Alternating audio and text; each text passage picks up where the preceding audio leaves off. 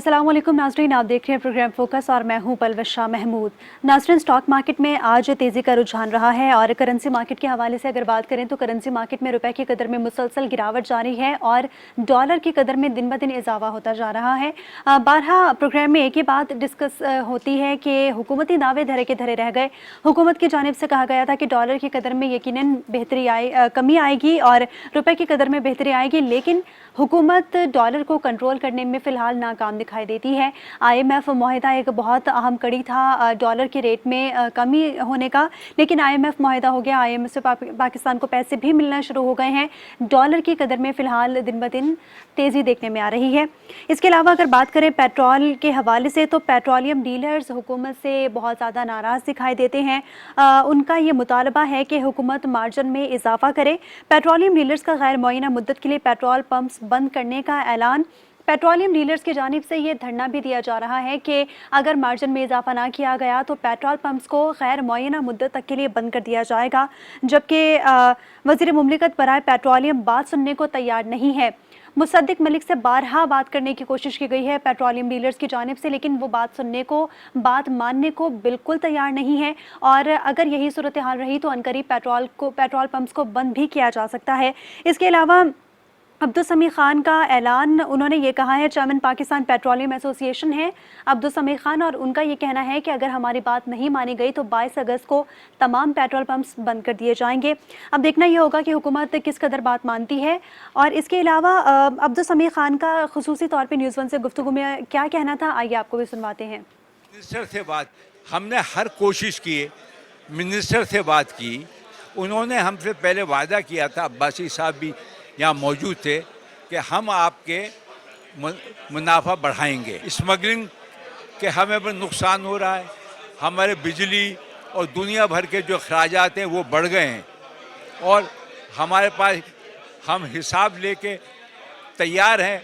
Minister साहब आ जाएं, उनके सामने आप भी आइए, हम एक एक चीज़ का हिसाब। गवर्नमेंट को फिक्र नहीं है, हम अपना मरते रहें। गवर्नमेंट आए, पहले भी आई थी, आ जाए, बात करें, हमें कन्विंस कर दे। हमसे बात तो करें। मुझसे वादा किया मिनिस्टर थे मैं आ रहा हूँ, वो गायब हो गए। अब्दुल समी खान साहब का मौक़िफ़ आपने सुना। उनका ये कहना है कि मिनिस्टर साहब से मैं ये कहता हूँ कि आइए हमसे बात करें, हमारे तमाम तहफ़्फ़ुज़ात को सुना जाए, दूर किया जाए, ताकि हम लोग पेट्रोल पंप्स को बंद ना करें। लेकिन हुकूमत की जानिब से कोई ख़ासा इस पर मस्बत रुझान नहीं दिया गया, कोई इनको जवाब नहीं दिया गया। पेट्रोल के हवाले से बात करें तो पाकिस्तान में इतने मसाइल हैं कि एक एक अगर गिनती भी करें तो शायद गिनती में भी कम पड़ जाएं। लेकिन इसके अलावा इमिग्रेशन ओवरसीज़ एम्प्लॉयमेंट के ब्यूरोक्रेट रवैये की शिकायत, इमिग्रेशन के हवाले से बात करें तो बहुत ज़्यादा उनको अपने तहफ़्फ़ुज़ात का सामना है। ब्यूरो ऑफ इमिग्रेशन DG ने गैर मुनसिफ़ाना ज़वाबित नाफिज कर दिए हैं। ये ख़त का मतन है, ख़त लिखा गया है, उसमें बताया गया है कि जितने भी ओवरसीज़ एम्प्लॉयमेंट के लिए जाते हैं पाकिस्तान से नौजवान, उनको बहुत सारे मसाइल का सामना है। क्या मसाइल हैं, तहफ़्फ़ुज़ात क्या हैं, दूर किस तरह किए जा सकते हैं, ये टॉपिक भी प्रोग्राम में आज गुफ्तगू इस पे भी हम लोग करेंगे। इसके अलावा अगर महंगाई के हवाले से बात करें तो महंगाई से आवाम का जीना दोभर हो चुका है। चीनी की बारहा बात करते हैं, चीनी मार्केट में नायाब हो चुकी है, चीनी मिलने को तैयार नहीं है। पहले मार्केट में 130 रुपये थी, उसके बाद अब चीनी की कीमत बढ़ के 145 से 150 रुपये में फ़रोख्त हो रही है और बाज़ औक़ात तो इस कीमत में भी काफ़ी यूटिलिटी स्टोर्स पर फ़रोख्त नहीं हो रही।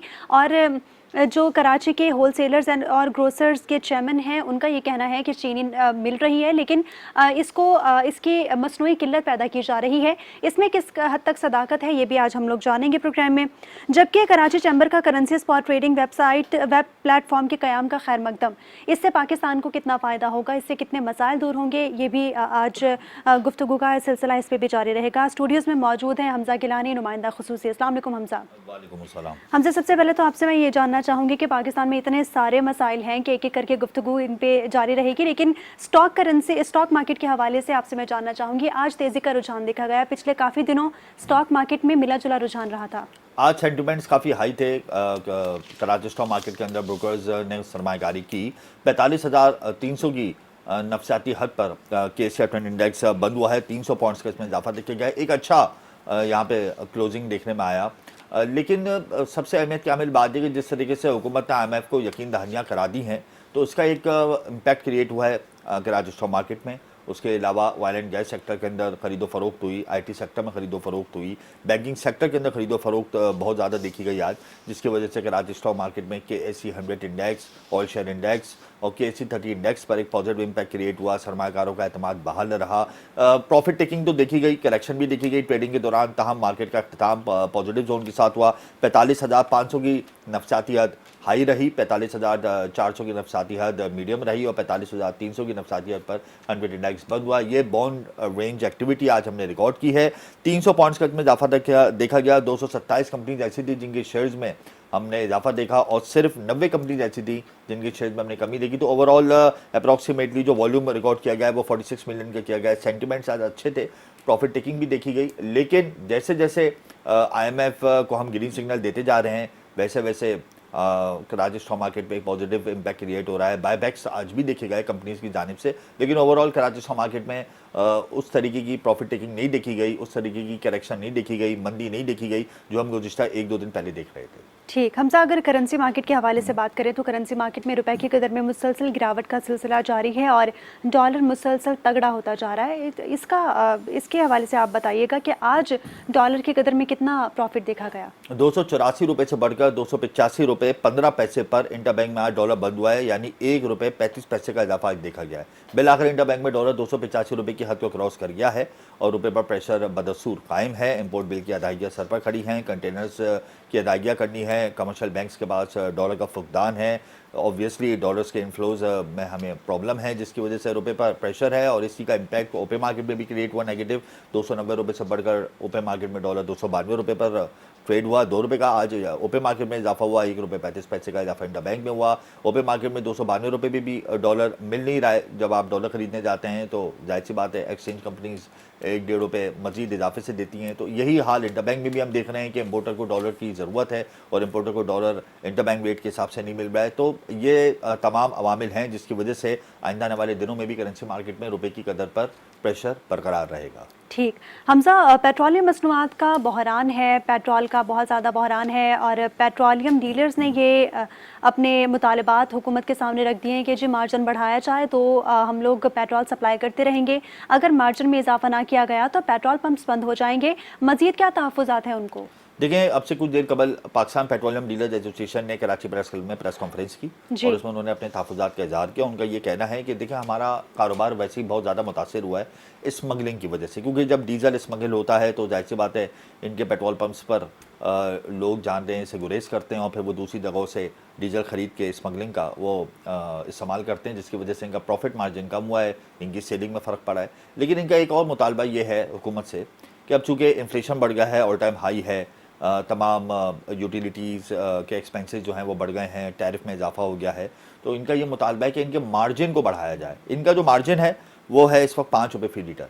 ये चाहते हैं कि इनके मार्जिन में 5% का इजाफा किया जाए, यानी अगर आप 5% की कैलकुलेशन करें इनके मार्जिन में तो 6 रुपये मज़ीद बढ़ा दिया जाए, यानी 5 रुपये से बढ़ाकर 11 रुपये फी लीटर पेट्रोल पर इनको मुनाफा मिलना चाहिए। ये इनका कहना है, ये इनकी डिमांड है और इनका ये भी कहना है कि इस 5% के मार्जिन को फिक्स कर दें। अगर पेट्रोल की प्राइसेस कम होती हैं, इंटरनेशनल मार्केट के हिसाब से हुकूमत कम करती है तो उनका मार्जिन भी उस हिसाब से कम हो जाएगा। अगर पेट्रोलियम मसनूआत की कीमतों में इजाफा होता है इंटरनेशनल मार्केट के हिसाब से तो उनके जो 5% का जो कैप है जो फिक्स करने का मुतालबा कर रहे हैं उसके हिसाब से इनको ज़्यादा प्रॉफिट मिलेगा। तो ये इनका मुतालबा है और इस हवाले से ये लोग जब इस्लामाबाद गए तो मिनिस्ट्री ने इनसे मिलने से इनकार कर दिया, पेट्रोलियम मिनिस्टर ने इनसे मुलाकात नहीं की, जिसकी वजह से ये और बहुत ज़्यादा चिरागपात है और इन्होंने आज बिलाखिर गैर मुइना मुद्दत तक के लिए 22 तारीख को मुल्क भर में पेट्रोल पंप्स बंद करने का ऐलान कर दिया है। पेट्रोल पंप्स बंद करने का ऐलान पाकिस्तान पेट्रोलियम डीलर्स एसोसिएशन ने सिर्फ और सिर्फ अपने मार्जिन को बढ़ाने के लिए किया है। जब हमने इनसे ये पूछा कि आप जब पेट्रोल पंप्स बंद करेंगे तो उससे तो आवाम को शदीद मुश्किलात का सामना होगा, हुकूमत को वैसे ही मौसमी मसाइल का सामना है, तो इनका यही कहना है कि हुकूमत को चाहिए कि वो हमसे मुज़ाकरात करें, हम इसमें अपनी तजवीज़ को कम भी कर देंगे, जो हमारी डिमांड है इस पर हम नज़रसानी करेंगे, कंसेशन करने के मूड में है, लेकिन बस इनका ये मौक़िफ़ है कि हुकूमत हमसे एक दफ़ा मुज़ाकरात करे और हमें रिस्पॉन्स दे। ठीक है, पेट्रोलियम डीलर्स का यही कहना है कि हुकूमत एक बार हमसे आके मुज़ाकरात करें, हमारे मुतालबात सुने और हमें मुतालबात मानने की और जितने भी मसाइल हैं वो हल करने की यकीन दहानी कराए जाएँ। उसके बाद ही पेट्रोल को सप्लाई रखा जाएगा। अब्दुल समीर खान हैं चेयरमैन पाकिस्तान पेट्रोलियम एसोसिएशन के। उन्होंने न्यूज़ वन से खुसूसी गुफ्तगू में ये भी बताया कि उन्होंने बारहा मुसद्दिक मलिक से मिलने की कोशिश की, लेकिन मिनिस्ट्री की जानिब से कोई जवाब नहीं दिया गया, उनसे मुलाकात नहीं की गई। अगर ऐसे ही रहा तो पाकिस्तान में पेट्रोल का यकीनन फुकदान पैदा हो जाएगा और अवाम पे ही इसका बोझ पड़ेगा। नाजरीन, दीगर काफ़ी मसाइल हैं जो प्रोग्राम में अभी ज़ेर बहस आएंगे। अब वक्त हुआ है एक ब्रेक का। पाकिस्तान ओवरसीज़ एम्प्लॉयमेंट है। अस्सलाम वालेकुम अदनान साहब। वालेकुम जी। अदनान साहब, आपसे मैं ये जानना चाहूँगी कि पाकिस्तान ओवरसीज़ प्रमोटर्स के चेयरमैन ने वज़ीर आज़म को ख़त लिखा है, क्या तहफ़्फ़ुज़ात हैं आप लोगों के? ऐसे कौन से मुतालबात हैं जो आप लोग मनवाना चाहते हैं हुकूमत से? देखिए जी, हम मनवाना नहीं चाहते कि हमारी तो रिक्वेस्ट है हुकूमत पाकिस्तान से जी कि जो इस टाइम पे पाकिस्तान की ज़रूरत है हमारी वर्क फोर्स को एक्सपोर्ट करना और जो हमारी बेरोज़गारी का इजाफा हो रहा है पाकिस्तान के अंदर, उसको हम प्रॉपरली उस यूथ को यूटिलाइज़ कर सकें और बाहर के ममालिक में भेज सकें जहाँ पे रिक्वायरमेंट है।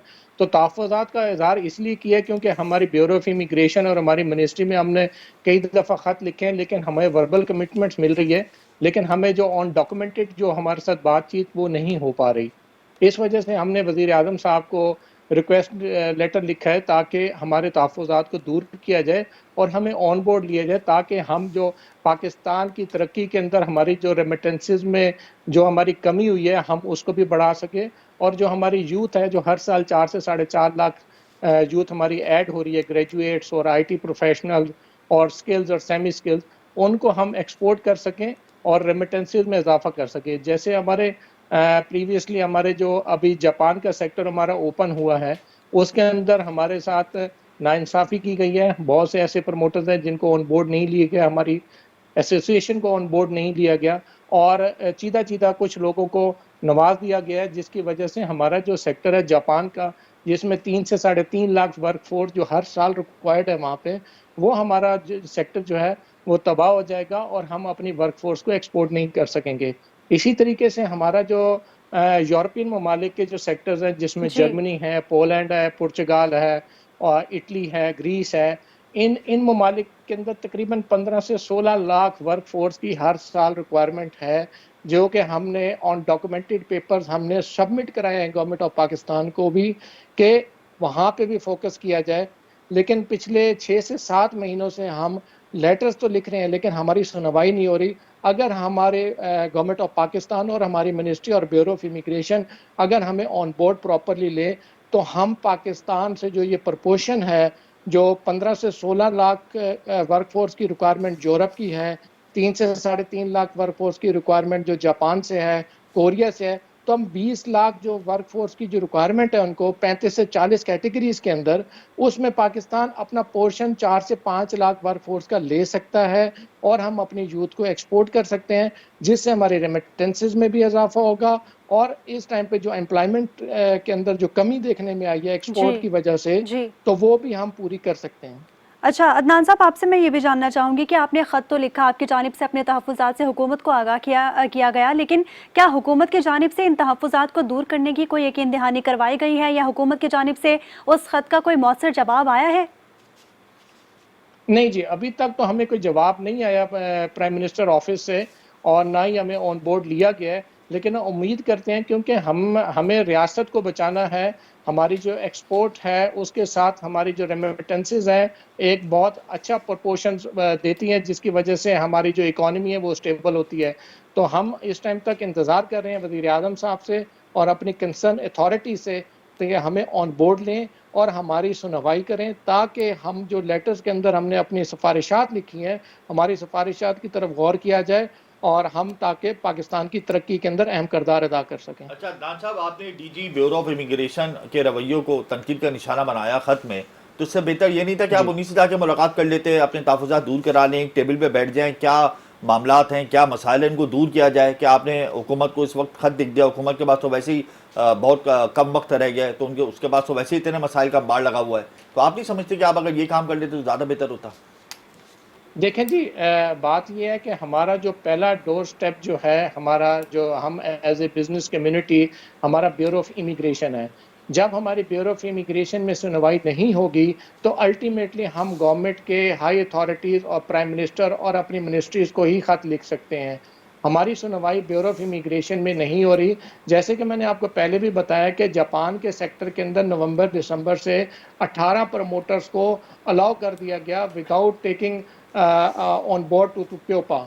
हमें प्योपा को हमें ऑन बोर्ड नहीं दिया गया और उन 18 को नवाज दिया गया, जिसके अंदर से कई ऐसे प्रमोटर हैं जो कि हमने फरवरी में भी लेटर लिखा था कि वो इस यानी आप कह रहे हैं कि उसके जो पर इनके मनपसंद प्रोमोटर्स हैं उनको कोटा दे दिया, आप लोगों को नजरअंदाज कर दिया, मनपसंद प्रोमोटर्स जी को कोटा बिल्कुल दिया गया है जी जी बाहर भेजने के बिल्कुल लिए। बिल्कुल इसी तरीके से है। और हम ये चाहते हैं कि ये जो कोटा सिस्टम है इसको खत्म किया जाए। हम 24 से 2500 लाइसेंस होल्डर हैं, हम सबके लिए ये प्लेटफॉर्म खोला जाए, क्योंकि हमारे नए प्रमोटर्स भी हैं, पुराने प्रमोटर्स भी हैं, सबको इक्वल अगर आपको अपॉर्चुनिटीज मिलेंगी तो हम बाहर के ममालिक के अंदर जाके अपॉर्चुनिटीज को अवेल कर सकेंगे, क्योंकि हम प्राइवेट प्रमोटर्स जो हैं बाहर के ममालिक में जाके अपना पैसा खर्च अच्छा ये करके भी बताइएगा बाहर अदनान से साहब कि बिजनेस जब कोई जनरेट शख्स करके बाहर जाते हैं। जाना चाहता है मुलाजमत के लिए या तालीम के सिलसिले में या किसी भी कारोबार के सिलसिले में, तो उसको बड़ी प्रॉब्लम्स होती हैं ग्राउंड रियलिटीज़ पर, मेडिकल के हवाले से बड़ी प्रॉब्लम होती है, फिर बीमा पॉलिसी के हवाले से बड़ी प्रॉब्लम होती है।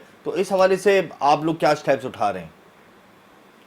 देखिए जी, मेडिकल के ऊपर भी हमने पिछले साल हमने रिक्वेस्ट की थी गवर्नमेंट ऑफ पाकिस्तान को, अपनी मिनिस्ट्री को, कि जी हमें क्यूवीसी के अंदर प्रॉब्लम आ रहा था, कतर वीज़ा सेंटर के अंदर आ रहा था, जिसकी वजह से हम काफ़ी हद तक फीफा के अंदर अपनी पार्टिसिपेशन नहीं दे सके, जिसकी वजह से रेमिटेंसेज में भी कमी आई थी हमारी। और अभी भी जो मेडिकल के जो प्रॉब्लम्स हमें आ रहे हैं, सऊदी अरेबिया से हमें मेडिकल्स के प्रॉब्लम्स आ रहे हैं, क्योंकि जो मेडिकल सेंटर्स हैं वो लड़कों को उस तरह फैसिलिटेट नहीं कर पा रहे। लोगों को वो सुबह से जाते हैं तो रात रात तक वो मेडिकल सेंटर्स के बाहर लाइनें लगा के खड़े होते हैं, और वो उस मेडिकल के सिस्टम को भी ठीक करने की ज़रूरत है। क्योंकि आप देखें, क्योंकि मेडिकल्स के लिए लोग मुख्तलिफ शहरों से, छोटे देहातों से आते हैं, हमें उसकी पेन लेने की ज़रूरत है। यही लोग जो है जो तकलीफ में आके पूरा पूरा दिन गर्मी में खड़े होकर मेडिकल्स कराते हैं, जिनकी सुनवाई उधर नहीं होती, मेडिकल्स को प्रॉपरली नहीं हैंडल किया जाता, यही लोग हमें बाहर से रेमिटेंसेस कमा अच्छा के देते हैं। यही लोग हमारा एक अंदाजे के मुताबिक आपके डाटा के मुताबिक कितने लोग मुल्क से बाहर जा चुके हैं मुआशी मसाइल से तंग आकर? देखिए जी, इस टाइम पे हमारे तकरीबन 8,25,000 के करीब वर्कफोर्स जो है डिफरेंट कैटेगरीज में, उसमें स्किल भी थी, सेमी स्किल भी थी, प्रोफेशनल भी थे और लेबर कैटेगरी भी थे, वो हमारे 2022 में गए थे।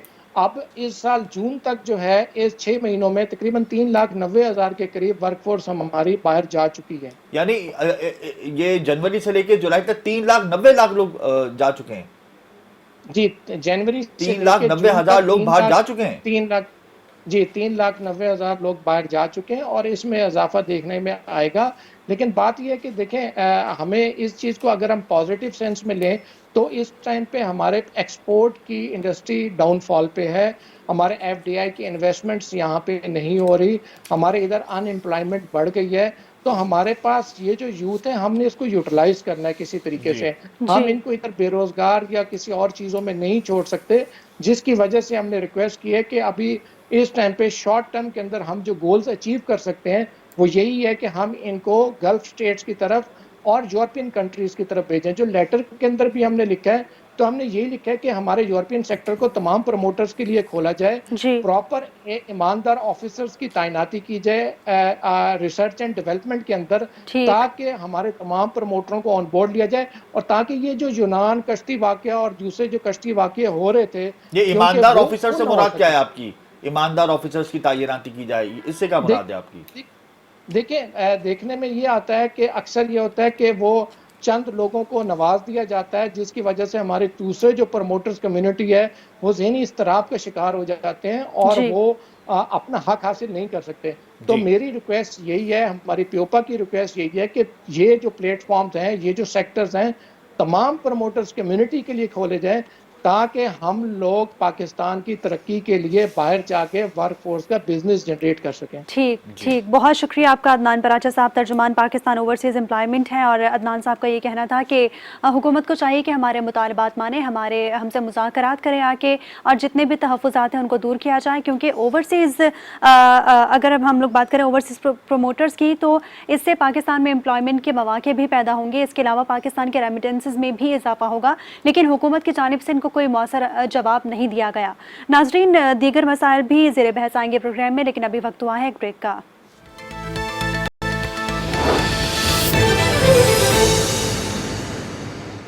वेलकम बैक नाजरीन। जहां पाकिस्तान को दीगर बहुत सारे चैलेंजेस का सामना है, वहां महंगाई एक बहुत बड़ा चैलेंज है। और महंगाई में चीनी की अगर बात करें स्पेसिफिकली, तो रिटेल मार्केट में चीनी की कीमत अलग है, होलसेल मार्केट में चीनी की कीमत अलग है, और बाज़ जगह पे तो चीनी दस्तयाब ही नहीं है। हमारे साथ मौजूद हैं इस वक्त अब्दुल रऊफ इब्राहिम साहब, chairman Karachi wholesalers and grocers हैं। अब्दुल रऊफ साहब, बहुत शुक्रिया आपकी कीमती वक्त का। आपसे मैं ये जानना चाहूँगी कि अक्सर यूटिलिटी स्टोर्स में तो चीनी दस्तयाब ही नहीं है, और जहाँ पे है मार्केट में, वहाँ पे होलसेल मार्केट में चीनी की कीमत अलग और रिटेल में अलग है, ऐसा क्यों है?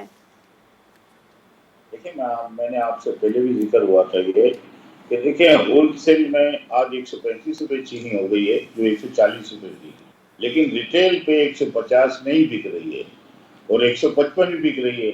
इसको चेक करने के लिए मैकेनिज्म बनना चाहिए। ब्यूरो ऑफ सप्लाई है, प्राइस कंट्रोल करने वाले हैं, कमिश्नर हैं, डीसीज हैं, वो जाके चेक करें कि इतना फर्क क्यों है, क्योंकि डायरेक्ट कंज्यूमर तो रिटेलर है। और दूसरी बात आपने एक कही, यूटिलिटी स्टोर की बात की, तो मैं आपसे ये कहना चाह रहा हूँ कि हम शुगर पे पहले एक मैकेनिज्म बनाएं कि शुगर पे हम कंट्रोल कैसे कर सकते हैं रेट से। तो पहला मेरा मैकेनिज्म एक पहला पॉइंट है कि इस पे सेल टैक्स नंबर होना चाहिए। जो डीओ इशू करती है शुगर मिल, जो डीओ इशू करती है, जो पैसे लेती है और डीओ देती है, उस पे सेल टैक्स नंबर होना चाहिए, उस पे शनाख्ती कार्ड नंबर होना चाहिए, इनकम टैक्स नंबर होना चाहिए। इससे चीनी की कीमत 100 रुपये पे आ जाएगी। ये जो सट्टा माफिया जो 80 रुपये की चीनी 135 रुपये कर चुकी है, तो आप अंदाजा लगा लें तो ये अरबों रुपए में जा रही है। ये कौन है सट्टा माफिया अब्दुल रऊफ इब्राहिम? ये सट्टा माफिया कौन है? कौन जो मैनिपुलेशन कर रहे हैं, कौन स्पेकुलेशन कर रहे हैं चीनी की कीमतों में? कौन है ये लोग? देखिए, आप पहले बात सुने, ये जितने भी हम कराची लें, पंजाब लें, यहाँ पर 2 सेंटर बन चुके हैं जहाँ ये सट्टा माफिया सरगर्म है, और ये हजारों की तादाद में डीओ घूमते हैं। इसकी वजह ये है कि उस पर कोई सेल टैक्स नंबर या कुछ है ही नहीं, डीलरशिप नंबर भी नहीं है, वो बेनामी डीओ घूमते हैं। कि आप फॉरवर्ड में ले लें, अभी चल रहा है जुलाई, आप अगस्त का माल ले लें, आप जुलाई का ले लें, अगस्त का ले लें, सितंबर का ले लें, इस तरह ये सट्टा खेला जाता है। अब्दुल रऊफ इब्राहिम साहब, आपके इल्म में है जैसे आपने निशानदेही की कि सट्टा माफिया बड़ी सरगर्म है, और इसी तरीके से सरकार के इल्म में भी होगा कि कौन कौन सट्टा चला रहा है चीनी की कीमतों में। तो उसकी रोकथाम के लिए आप लोगों ने कमिश्नर कराची के साथ मिलकर कोई मैकेनिज्म बनाने की बात की, कोई ऐसा फार्मूला पेश किया कि जिससे होलसेल मार्केट में चीनी कम हो जाए, एकदम से 90-91 रुपये से बढ़कर चीनी 130 रुपये 135 रुपये पे हो जाए, और फिर रिटेल पे 150 रुपये फी किलो पे फरोख्त हो चीनी। तो इसके लिए आप लोग खुद भी क्या कर रहे हैं? देखिए, आप जरा बात सुनेंगे तो मैं आपको सभी बताऊंगा। देखिए, चारों सूबों पे वजीर खुराक हैं, ठीक है, और आप फेडरल में आप ले लें, फेडरल के भी वजीर खुराक हैं। अब वजीर आजम शहबाज शरीफ साहब भी हैं, जो हर वक्त एक एक चीज को देखते हैं, गरीब की आवाज उठाते हैं। और आपके टीवी के तवज्जुह से मैं ये भी बात कहूंगा कि वजीर आजम साहब इसको नोटिस में लाएं, और जो वजीर खुराक सूबाई और फेडरल हैं उनको नोटिस में लाएं कि क्या ये सट्टा क्यों फैला जा रहा है, क्यों सेल टैक्स नंबर नहीं डाला जाता, क्यों एनटीएन नंबर नहीं है, क्या पूरा टैक्स वसूल होता है सेल टैक्स।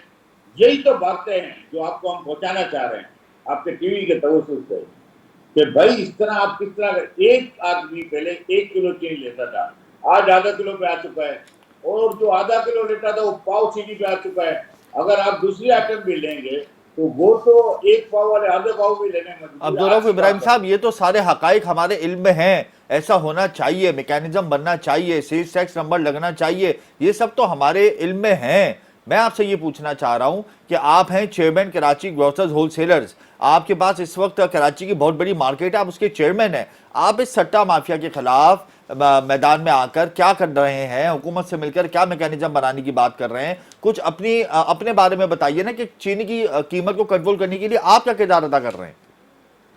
देखें, मैं तकरीबन जितने भी नेशनल मीडियाज हैं, इलेक्ट्रॉनिक मीडियाज हैं, उन पे मैंने आवाज बुलंद की हुई है और आप सब लोगों को पता होगा कि ये चीनी नहीं तो ये 200 रुपए कर देंगे। और दूसरा इसका मैं एक और बताऊं लम्हा फिक्रिया कि ये आवाज उठाने का मतलब होता है कि हम एज ए पाकिस्तान के लिए हम क्या कर सकते हैं। चंद अशरफिया जो आप समझे जितने एलिट क्लास हैं वो उन्होंने कब्जा किया हुआ है। आप गंदुम में लेने तो क्या गोदाम नहीं भरे हुए? कहीं ऐसा तो नहीं है, कहीं ऐसा तो नहीं है अब्दुल रऊफ साहब, आप मीडिया में आके आवाज उठा रहे हैं और आपकी आवाज उठने से चीनी की कीमत मजीद बढ़ जाए, कहीं ऐसा तो नहीं हो जाएगा? मैं आपको अभी गारंटीड बता रहा हूँ, आपने अच्छा सवाल किया, मैं गारंटीड आपको बता रहा हूँ कि अगर आप गंदुम पे भी छापे मारे एनटीआर सिंध तो कितने गोदाम भरे हुए हैं तो आपको यकीनी मैं कह सकता हूँ 110 रुपए में आटा बिकेगा। नहीं, आपने अभी 200 रुपए का रेट दिया है कि चीनी की कीमत 200 रुपए हो सकती है, आपने अभी कहा है। कहीं ऐसा तो नहीं है कि आपकी इस आवाज से मैनिपुलेटर और स्पेकुलेटर 200 रुपए कर दें आइंदा आने वाले दिनों में? आपके टीवी पे, मैं आपके टीवी पे बात कर रहा हूँ अभी, तो बात ये कर रहा हूँ कि जो मैं बातें कर रहा हूँ उस पर अगर प्रैक्टिकली अमल करा लें चीनी 100 रुपए बिकेगी। आज भी बोलता हूँ, अगर अभी तक आवाज आला हुक्काम पे क्यों नहीं पहुंचती, सवाल ये है कि इसको अमल दरामद कौन करवाए। ठीक है, अमल दरामद कराना एक बहुत अहम चैलेंज है। बहुत शुक्रिया आपका अब्दुल रऊफ इब्राहिम साहब, chairman Karachi wholesalers and grocers हमारे साथ मौजूद थे। चीनी की बढ़ती हुई कीमतों पे बात जारी थी। हमें ज्वाइन कर चुके हैं इब्राहिम कुसुम्बी साहब, chairman budget committee Karachi chamber of commerce हैं और टैक्स एक्सपर्ट भी हैं। बहुत शुक्रिया आपका इब्राहिम साहब, आपने न्यूज़ 1 को टाइम दिया। आपसे मैं ये जानना चाहूँगी, एक अहम इकदाम सामने आया है, कराची चैम्बर ने करेंसी स्पॉट ट्रेडिंग का क़याम किया है। इससे किस कदर मसाइल हल हो जाएंगे और कितना फ़ायदेमंद साबित होगा? आपकी आवाज कुछ कम हो गई है। बहरहाल, हेलो जी जी सर, हम आपको सुन रहे हैं।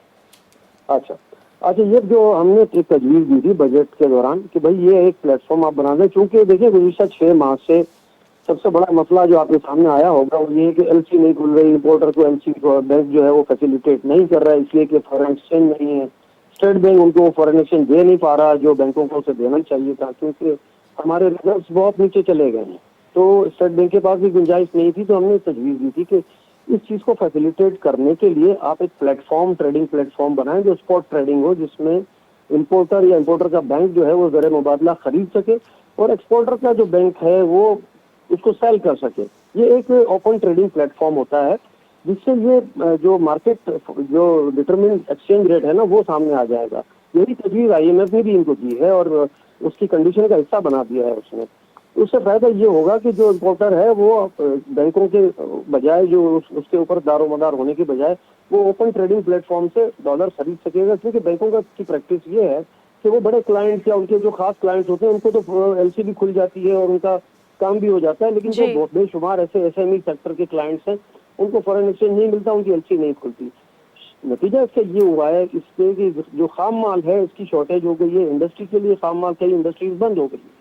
तो इसके लिए जरूरत इस बात की है कि अगर स्टेट बैंक उनको फैसिलिटेट नहीं कर सकता तो बेहतर ये एक सोल्यूशन है, आउट ऑफ बॉक्स सोल्यूशन, कि एक ओपन ट्रेडिंग प्लेटफॉर्म हो, स्पॉट ट्रेडिंग प्लेटफॉर्म हो। उससे ये होगा कि जो हवाला हुंडी का जो काम चल रहा है जिसमें और ऑफिशियल रेट में 20 से 30 रुपए का फर्क हो। अच्छा इब्राहिम साहब, ये जो स्पॉट ट्रेडिंग प्लेटफॉर्म है इसको मैं आसान अल्फाजों में ये समझाऊं कि एक ऐसा प्लेटफॉर्म जिसमें एक्सपोर्टर और इंपोर्टर डॉलर के रेट को आपस में अंडरस्टैंड करके बाइंग और सेल कर सकते हैं। यानी अगर इंपोर्टर को डॉलर लेना हो तो वो एक्सपोर्टर से रब्ता कर ले इस प्लेटफॉर्म के जरिए, और अगर एक्सपोर्टर ने अपने डॉलर बेचना हो इंपोर्टर को तो इस प्लेटफॉर्म के जरिए वो उस मुकर्ररा कीमत पर जो आपस में तय पाई है वो बेच सकता है। इसी तरह है, इसी से आपको पता चल जाएगा कि और स्टेट बैंक भी ले सकता है इस पोर्टल से। अगर स्टेट बैंक को डॉलर चाहिए हो, अगर स्टेट बैंक को डॉलर चाहिए हो या बैंक को डॉलर चाहिए हो तो वो भी इस पोर्टल के जरिए एक्सपोर्टर से डॉलर या इंपोर्टर से डॉलर खरीद सकते हैं। वो तो स्टेट बैंक तो भाई कहते हैं ना जंगल का बादशाह, तो वो तो कर सकता है जो चाहे, तो वो भी उसमें अगर वो चाहे तो वहाँ से डॉलर ले सकता है अगर सप्लाई ज्यादा हो जाए।